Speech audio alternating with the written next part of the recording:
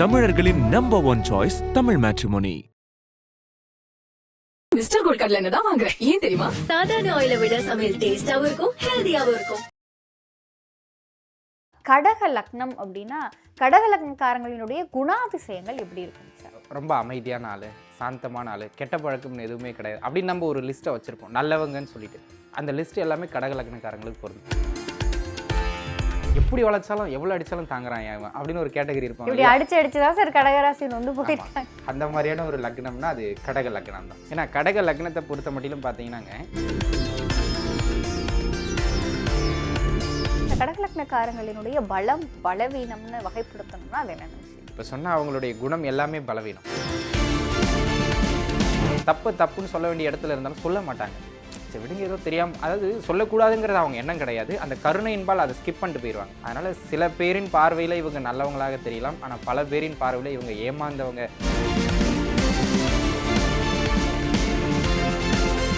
சமூகத்திலிருந்து பல பேருக்கு அரசியல்வாதிகள் நன்மை பண்ணுறாங்க ஒரு சிலர், சரிங்களா? அதே போல் விவசாயம், இங்கெல்லாம் மார்க்கெட்டிங் டிபார்ட்மெண்ட்டை நீங்கள் கொண்டு வந்து கடக லக்னத்துக்காரர்கிட்ட கொடுத்தீங்கன்னு வச்சுங்களேன், ஆனால் இந்த ப்ராடக்ட்டில் இவ்வளோ பிரச்சனை இருக்குது, இது போய் நல்ல ப்ராடக்ட்னு மக்கள்கிட்ட சொன்னதை செய்ய அப்படின்னா அங்கேயும் போயிட்டு. மன வாழ்க்கையை பொறுத்த மட்டிலும் பார்த்தீங்கன்னா ஒரு பெரிய எதிர்பார்ப்பு இல்லாமல் ஒரு கிட்டத்தட்ட ஒரு 5 லக்னங்களுக்கு இந்த நிலைப்பாடு ஏற்படும். அதில் கடக லக்னமும் சிம்ம லக்னமும் முதன்மையான லக்னங்கள். மன வாழ்க்கையில் எப்பவுமே விட்டு கொடுத்து போகிறது நல்லது. இவங்க எந்த உயரத்தில் இருந்தாலும் அந்த உயரத்துக்கு சம்பந்தம் இல்லாத சார், கடக லக்னக்காரங்க எந்த உறவு கிட்ட ரொம்ப அதீத கவனமா இருக்கும்? வாழ்க்கை துணை தான். அவங்கள ஹேண்டில் பண்ணிட்டாங்கன்னா. ஐபிசி பக்தி நேயர்கள் அனைவருக்கும் அன்பு வணக்கம். இன்னைக்கு நம்ம கூட ஜோதிடம் மற்றும் ஆன்மீகம் சார்ந்த பல தகவல்களை பகிர்ந்து கொள்வதற்காக ஜோதிடர் யோகி ஜெயபிரகாஷ் சார் நம்ம கூட இணைந்திருக்கிறார்கள். சார் வணக்கம் சார். சார், சென்ற பதிவில் வந்து மிதுன லக்னக்காரங்களுக்கான குணாதிசயங்கள் பார்த்தோம். இந்த பதிவில் கடக லக்னக்காரங்கள் அவங்களுடைய வாழ்க்கையில் என்ன மாதிரியான விஷயங்கள் நடக்குங்கிற மாதிரியான பல தகவல்களை உங்ககிட்ட கேட்டு தெரிஞ்சுக்கலாம்னு காத்திருக்கோம். முதலாவதா கடக லக்னம் அப்படின்னா கடக லக்னக்காரங்களினுடைய குணாதிசயங்கள் எப்படி இருக்கும் சார்? நம்ம ஊரில் வந்து யாராவது ஒருத்தர் பிராண்ட் பண்ணணும் நல்லவங்க அப்படின்னு சொன்னால் அவங்களுக்கு நம்ம ஒரு சில குணங்களை வச்சுருப்போம். நம்ம ஏதாவது சொன்னால் கூட தம்பி பொறுத்துட்டு போயிடுவா, அப்படி 4 பேரை பார்த்தா ஹெல்ப் பண்ணுவா, அப்படி ரொம்ப அமைதியான ஆள், சாந்தமான ஆள், கெட்ட பழக்கம்னு எதுவுமே கிடையாது அப்படின்னு நம்ம ஒரு லிஸ்ட்டை வச்சுருப்போம், நல்லவங்கன்னு சொல்லிட்டு.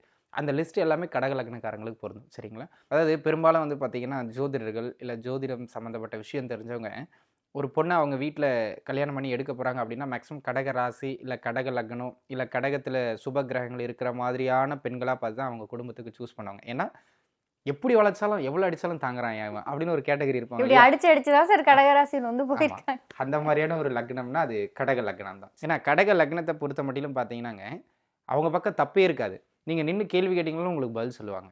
இந்த கூட்டத்துலேயும் ஒரு வீரன் இருக்காயா அப்படிங்கிற மாதிரி அவங்க லக்னத்தோட ராகுவோ லக்னத்தோட செவ்வாயோ லக்னத்தோட சனியோ சம்பந்தப்பட்ட ஒரு சிலர் மட்டும்தான் இந்த குணத்திலிருந்து இயல்புலேருந்து மாறியிருப்பாங்க. மற்றபடி பெரும்பான்மையான 195% கடக லக்னக்காரர்கள் இந்த மெழுகுவத்தி மாதிரி தாங்க. நம்ம பஞ்சரேலக படத்தெல்லாம் பேசும் இல்லையா, தான் உருகினாலும் பரவாயில்லை, பிறர் நன்றாக இருந்தால் போதும், தான் அழிந்தாலும் பரவாயில்லை, உலகுக்கு வெளிச்சம் இருந்தால் போதும் அப்படின்னு மேக்ஸிமம். அதனால தான் நீங்கள் நம்ம சமூகத்தில் ஒரு உயர் பொறுப்புகள் இருக்கவங்க, அரசியல், இன்னும் ஒரு நல்ல தகவல் என்னென்னா அரசியல்வாதிகளில் 185% பேருடைய லக்னம் கடகம் அப்படிதான் இருக்கும். அல்லது அவங்க ஆட்சி அதிகாரத்தில் அமரும் போது அவங்களுக்கு தசநடத்தின கிரகம் கடகத்திலிருந்து தசநடத்தும். ஏன்னா கடகம் வந்து ஒரு பொதுத்தன்மையை குறிக்கக்கூடிய ஒரு வீடு. அதோடைய ஆட்சி கிரகம் சந்திரன், அவர் தான் தாய்க்கு கார கிரகம். அப்பா கூட பார்த்தீங்கன்னா சில நேரத்தில் இந்த பிள்ளை என் பேரை தூக்கி நிறுத்திட்டா, இந்த பிள்ளை தருதலையாக இருக்குன்னு சண்டை போகிறத பார்த்துருப்பீங்க. ஆனால் தாய் வந்து பார்த்தீங்கன்னா 199% உருப்படாத பையனாக இருந்தால் கூட அவன் எனக்கு பிள்ளை அப்படிங்கிற மாதிரியான அமைப்பில் இருப்பாங்க. இந்த குண அமைப்பு எல்லாமே இவங்களுக்கு பொருந்துங்க. மேக்ஸிமம் அமைதியானவர்கள்.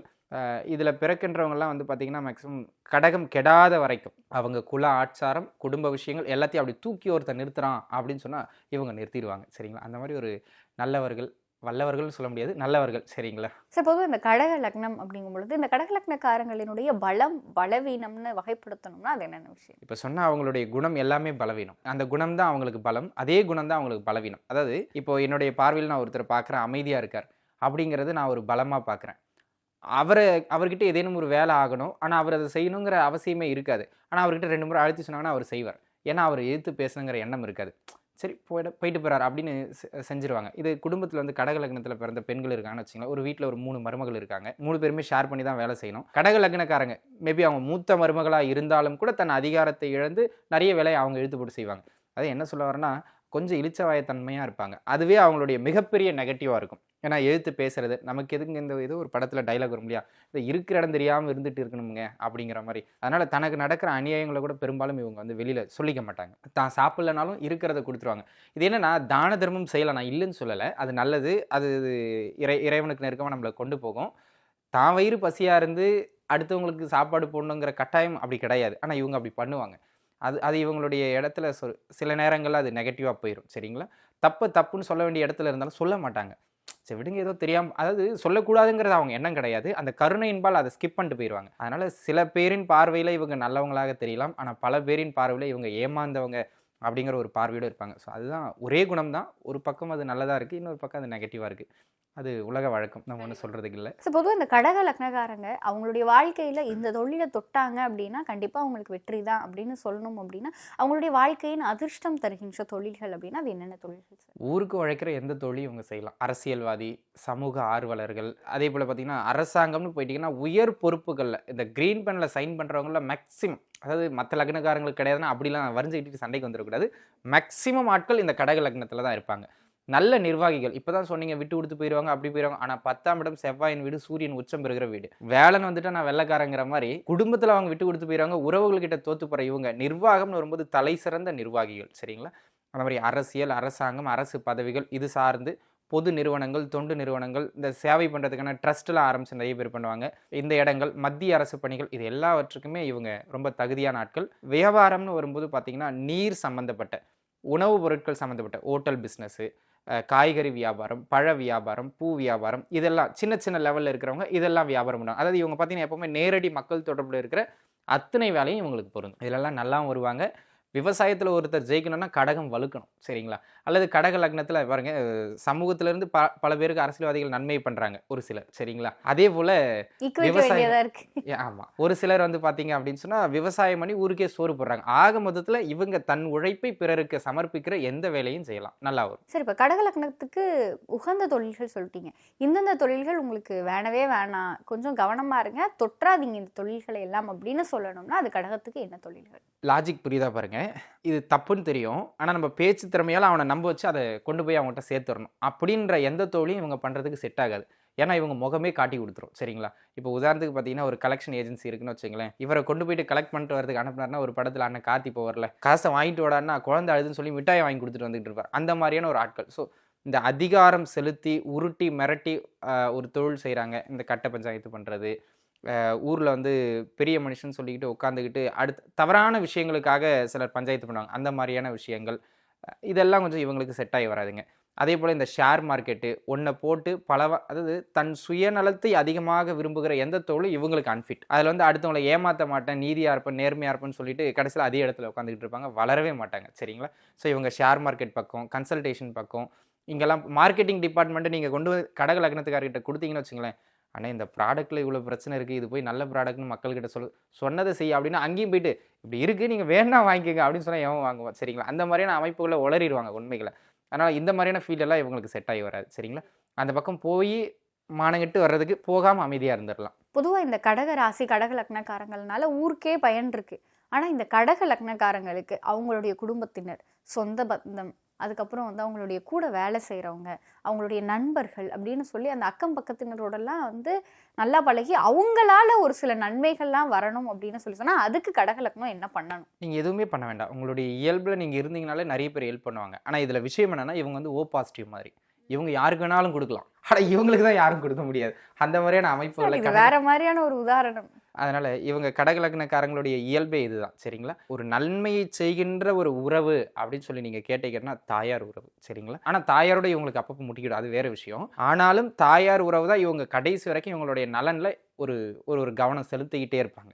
அதே போல் கடக லக்னத்தில் பிறந்தவங்களுக்கு வந்து பார்த்திங்கன்னா எப்போவுமே வாழ்க்கை துணை வழியிலிருந்து ஏதாவது ஒரு டிஸ்டர்பன்ஸ் இருந்துக்கிட்டே இருக்கும். சரிங்களா, அதே போல் நிறைய செலவுகள் வந்து பார்த்திங்கன்னா இவங்க உடன்பிறப்புகள் இருக்காங்கன்னா உடன்பிறப்புகளால் ஏற்படும். இவங்க பண்ணணும்னு அவசியமே கிடையாது. ஒரு உதாரணத்துக்கு சொல்கிறேன், ஒரு குடும்பத்தின் மூத்த பிள்ளையாக பிறந்திருப்பார், பட்டம் கொடுத்துருவாங்க, எதுக்குன்னா வேலை வாங்குறதுக்கு. சரிங்களா, மூத்த பிள்ளையை பிறந்திருப்பார், அவருக்கு பின்னாடி அவங்க அப்பா 4 பிள்ளையை பெற்றிருப்பார். இவருக்கும் அவங்களுக்கும் ஒரு 6 வருஷம் 7 வருஷம் டிஃப்ரென்ஸ் இருக்கும். அவங்களுக்கு கல்யாணம் பண்ணுற வரைக்கும் இவர் உழைச்சிக்கிட்டு இருப்பார். புரியுதுன்னு நினைக்கிறேன். சரிங்களா? அவர் மற்றவங்களாம் பார்த்தீங்கன்னா படித்தாங்க, வேலை வாங்கினாங்க, கல்யாணம் பண்ணிட்டு அவங்க குடும்பம்னு போயிடுவாங்க. ஆனால் இவங்க 3 பேர் கல்யாணம் பண்ணுற வரைக்கும் இவர் உழைச்சிக்கிட்டு இருப்பார். உங்களுக்கு புரியுதுன்னு நினைக்கிறேன். அதனால் இந்த உறவுகள் வந்தாலே இந்த கடக லக்னத்துக்கு எப்பவுமே உறவுகளுக்காக இவங்க நேரத்தை ஸ்பெண்ட் பண்ணிக்கிட்டே இருப்பாங்க. தாயாரை தவிர வேறு எந்த உறவும் இவங்களுக்காக நேரம் ஸ்பெண்ட் பண்ண மாட்டாங்க. அதான் விஷயம். மன வாழ்க்கையை பொறுத்த மட்டிலும் பார்த்தீங்கன்னா ஒரு பெரிய எதிர்பார்ப்பு இல்லாமல் ஒரு கிட்டத்தட்ட ஒரு 5 லக்னங்களுக்கு இந்த நிலைப்பாடு ஏற்படும். அதில் கடக லக்னமும் சிம்ம லக்னமும் முதன்மையான லக்னங்கள். மன வாழ்க்கையில் எப்பவுமே விட்டு கொடுத்து போகிறது நல்லது. இவங்க எந்த உயரத்தில் இருந்தாலும் அந்த உயரத்துக்கு சம்பந்தம் இல்லாத, நான் சொல்கிறது குணம் வைஸ் அல்லது பொருளாதாரம், அந்த குடும்ப சூழல் அதை பொறுத்து இதேனும் ஒன்றில் பிளாக் மார்க்கோட தான் வாழ்க்கை துணை அமையும். சரிங்களா? அதை ஏற்றுட்டு போயிடணும். உதாரணத்துக்கு இவங்க சத்தமாக பேசினா 2 பேர் திரும்பி பார்ப்பாங்க அப்படிங்கிற ஒரு மைண்ட் செட் இருக்கிற ஆளாக இருப்பாங்க. அவங்க ஒய்ஃப் பேசினாங்கன்னா அந்த தெருவே திரும்பி பார்க்கும். சரிங்களா? அந்த மாதிரி வரலாம். ஸோ அதனால் கொஞ்சம் அதெல்லாம் விட்டு கொடுத்து தான் போகிற மாதிரி இருக்கும். சார், கடக லக்னக்காரங்க எந்த உறவு கிட்ட ரொம்ப அதீத கவனமாக இருக்கணும்? வாழ்க்கை துணை தான். அவங்கள ஹேண்டில் பண்ணிட்டாங்கன்னா சூப்பர். அதை ஹேண்டில் பண்ணுறதுக்கு ஒரு நல்ல விஷயம் என்னென்னா, 7ஆம் அதிபதி வந்து கடக லக்னத்துக்கு அட்டமாதிபதி ஆகிறார். இந்த 8ஆம் இடம்ங்கிறது தான் அபிலாஷைகள் அப்படின்னு சொல்லுவோம். சரிங்களா? அப்போ அவங்க வாழ்க்கை துணையுடைய ஆசைகளை அப்பப்போ இவங்க நிறைவேற்றிக்கிட்டே இருக்காங்கன்னு வச்சுங்களேன். அது எதுவாக இருந்தாலும் இருக்கலாம், அது அவங்கவுங்க பொறுத்து. அதை நிறைவேற்றிக்கிட்டே இருக்காங்க அப்படின்னு சொன்னால் இவங்களை டிஸ்டர்ப் பண்ணவே மாட்டாங்க. நீ திங்கள்லேருந்து சனிக்கிழமை வரைக்கும் எங்கே வேணா போய்க்க, ஆனால் ஞாயிற்றுக்கிழமை என் கூட தான் இருக்கணும் அப்படின்னு சொல்லணும்னா அங்கே தான் இருக்கணும். இல்லைங்க, கலெக்டரேட்டில் மீட்டிங் இருக்குது, அப்போ நீ போய் கலெக்டர் கூட வாழ்ந்துக்க அப்படின்றவாங்க. புரியுதுன்னு நினைக்கிறவங்களுக்கு. அந்த மாதிரி அவங்களுக்கான நேரம் ஒதுக்கி அவங்களுடைய ஆசைகளை அப்பப்போ தீர்த்து வச்சுட்டிங்கன்னு வச்சுங்களேன், ஓரளவுக்கு நம்ம தப்பிச்சுக்கிடலாம் மன வாழ்க்கையிலேருந்து. சரி சார், இந்த கடக லக்னக்காரங்களுக்கு அவங்களுடைய வாழ்க்கையில் அதிர்ஷ்டத்தையும் வெற்றியையும் தருகின்ற தசா புத்திகள் அப்படின்னா அது என்னென்ன தசா புத்தி? முதன்மையாக செவ்வாய் தசை, அதனை அடுத்ததாக சூரிய தசை, அதனை அடுத்ததாக குரு தசை, அதனை அடுத்ததாக சந்திர தசை. இந்த 4 தசைகளும் பார்த்திங்கன்னா இந்த லக்னத்துக்கு எப்போவுமே யோக தசைகள். இந்த தசாபுக்திகள் நடக்குது அப்படின்னா இவங்க எங்கே இருந்தாலும் அடிப்படையில் 40% நன்மையை செஞ்சுருவாங்க. அப்போ மீதி 60% அது உங்கள் சுய ஜாதகத்தை பார்க்கணும். சரிங்களா? அந்த 40% செக்யூரிட்டி உறுதி. அதாவது பல அடிகள் விழுந்தாலும் சாப்பாடு துணிமணிக்கு பஞ்சம் வராது இந்த தசை நடக்குதுன்னா. சரிங்களா? இந்த தசை நல்ல இடங்கள்ல இருந்து நல்ல பருவத்தில் நடந்துருச்சுன்னா இன்னும் சூப்பர். எப்படி சொல்கிறதுனா, ஒரு அடுத்த கட்டத்தை நோக்கின வளர்ச்சியை நோக்கி அழகாக நகர்ந்து போய்கிட்டே இருப்பாங்க. சரிங்களா? அந்த மாதிரியான ஒரு அற்புதமான அமைப்பு இவங்களுக்கு உண்டு.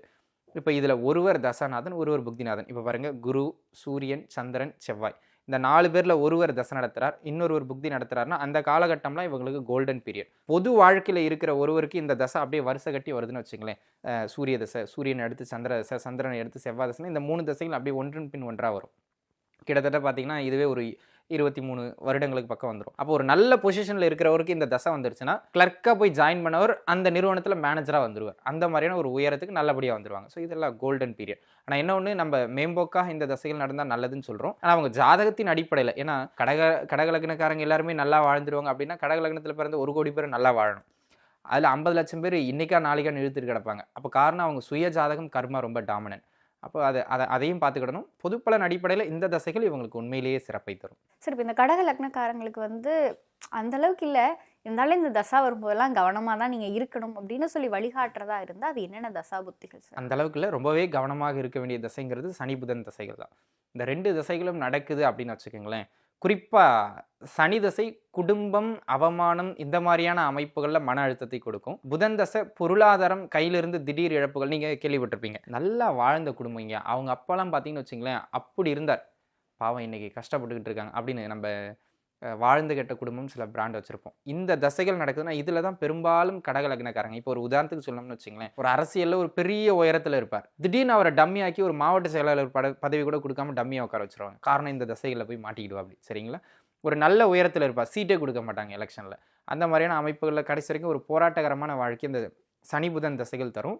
சில நிலைகளில் சுக்கிர தசை, ஆனால் அது மன வாழ்க்கையில் தான் தொந்தரவு தரும், பொருளாதாரத்தை டிஸ்டர்ப் பண்ணாது. ஆனால் இந்த சனி தசையோ புதன் தசையோ நடக்குதுன்னா டோட்டலாக எல்லாத்தையும் டிஸ்டர்ப் பண்ணிக்கிட்டே இருக்கும். நம்ம ஒரு இலக்கை வச்சு போயிட்டே இருந்தோம்னா இங்கேயே போராடிட்டு இருக்க வேண்டியது இருக்குது, இலக்கிய திரும்பி பார்க்க முடியல அப்படிங்கிற மாதிரியான குடைச்சல இந்த தசைகள் தரும். சனி தசையில் புதன் புக்தி, புதன் தசையில் சனி புக்தி, இந்த 2 தசையிலையும் சுக்கிர புக்தி நடக்குது அப்படின்னா இதில் அதுலன்னு கிடையாது, எல்லாவற்றிலையுமே நிதானமாக இருந்துக்கிடணும். சரிங்களா? உங்களுக்கு பிரச்சனை எங்கே வருதுங்கிறது உங்களுக்கே தெரியும். ஒருத்தருக்கு ஒரு பிரச்சனை, அதில் மேஜர் பிரச்சனை இங்கே தான் வருங்கிறது. இப்போ உங்களை கேட்டிங்கன்னா எனக்கு லைஃப்பில் இது ஒரு 4 இடம் தானே பிரச்சனை, அப்போ அந்த 4 இடத்துல இந்த தசைகள் நடக்கும்போது கவனமாக இருந்துக்கணும். சரிங்களா?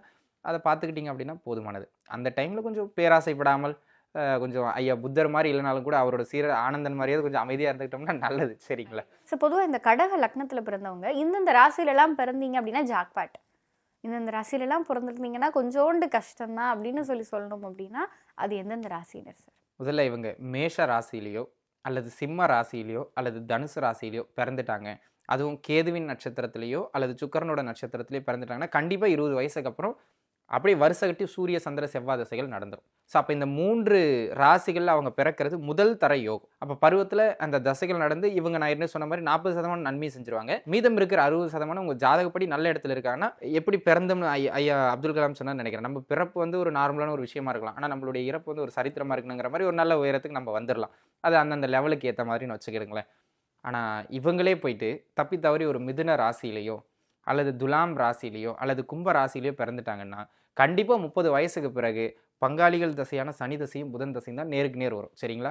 இது நீயா நானா அப்படின்னு சொல்லிட்டு நான் இதை சாப்பிட்லான்னு போகிறேன், உனக்கு முதல்ல உள்ளவே அலோடு கிடையாது, நீ எங்கே சாப்பிட்றதுக்கு டிக்கெட் வாங்கிட்டு இருக்க அப்படிங்கிற மாதிரி ஒரு குடைச்சலை கொடுத்துக்கிட்டே இருப்போம். அப்போ இந்த 3 ராசிகளில் பிறக்கிறது, அதாவது இப்போது பிறப்பு நம்ம கையில் இல்லை, அப்போ நான் இப்படி தான் ஏன் பிறந்திருக்கேன், ஏன் அப்படி சொல்லி பயமுறுத்திக்கிட்டு இருக்கு அப்படின்னு கேட்கக்கூடாது. கொஞ்சம் சவால்கள் நிறைந்த வாழ்க்கையை நம்ம எதிர்கொள்ள வேண்டியிருக்கும். அப்போ நம்ம ஜாதகப்படி ஒரு வேளை சனியும் புதனும் நன்மைகளை தருகிற அமைப்புகளில் இருந்துட்டாங்க அப்படின்னு சொன்னால் தப்பிச்சுக்கிடலாம். அது அவங்க கர்மாவின் அடிப்படையில் எல்லாம் வல்ல ஈசனின் கருணை. சரிங்களா? அது நம்ம சொல்கிறதுக்கலாம். ஆனால் இந்த 3 ராசியில் பிறந்தாங்கன்னா கொஞ்சம் சிரமங்கள் அதிகமாக இருக்கும். சரி, இப்போ பொதுவாக இந்த கடக லக்னக்காரங்களுடைய வாழ்க்கையில் வெற்றி மீது வெற்றி வரணும், அவங்களுடைய வாழ்க்கையில் ஒரு மன நிம்மதியும் ஒரு சந்தோஷமும் நிறைந்திருக்கணும் அப்படின்னா கை கொடுக்கும் வழிபாடு அப்படின்னா அது என்ன வழிபாடு? இப்போ நம்ம யுகங்கள் எல்லாம் யூடியூப்லலாம் அப்படியே ஃபேமஸாக பேசிக்கிட்டு இருக்கோம் இல்லையா, இறைவன் முருகப்பெருமான் வழிபாடு வந்து தலை சிறந்த வழிபாடு. பொதுவாகவே கடக லக்னத்தில் பிறந்தவங்களுக்கு ஒன்று அம்பாளின் மீதோ இல்லைனா முருகன் மீதோ ஒரு அதீத ஈடுபாடு இருக்கும். இவங்க முருகரை இறுக பிடிச்சிக்கிறது நல்லது, ஆனால் யாரை பிடிச்சாலும் கர்மா விடாதுங்கிறத நம்ம மறந்துடக்கூடாது. முருகர் அடி வாங்கும்போது அடியை தடுக்க மாட்டார், அடி வாங்கினதுக்கப்புறம் பரவாயில்லைப்பான்னு தட்டி கொடுப்பார். சரிங்களா? அந்த தேர்ந்து எழுந்து வர்ற ஒரு பலத்தை கொடுப்பார். நான் முருகனை பிடிச்சிக்கிறது ரொம்ப நல்லது. சரிங்களா சார்? கடக லக்னக்காரங்களுடைய வாழ்க்கையில் என்ன மாதிரியான விஷயங்கள் நடக்கும், எதில் அவங்க கவனமாக இருக்கணும், அவங்களுடைய குணாதிசயங்கள் என்ன, பலம் பலவீனம் அப்படிங்கிற மாதிரியான பல தகவல்களை எங்களோட பகிர்ந்துக்கிட்டீங்க. நிச்சயம் இது பார்க்கிற கடக லக்னக்காரங்களுக்கு நம்ம இதிலெல்லாம் கவனமாக இருக்கணும், இதுதான் நமக்கு சரியாக இருக்கும் அப்படிங்கிற மாதிரியான பல புரிதலை இந்த காணொலி கொடுக்கும்ன்ற நம்பிக்கை எங்களுக்கு இருக்குது. உங்களுடைய இந்த நேர்காணலுக்கும் நீங்கள் எங்களோடு பகிர்ந்து கொண்ட இந்த தகவல்களுக்கும் நன்றி சார். நன்றி.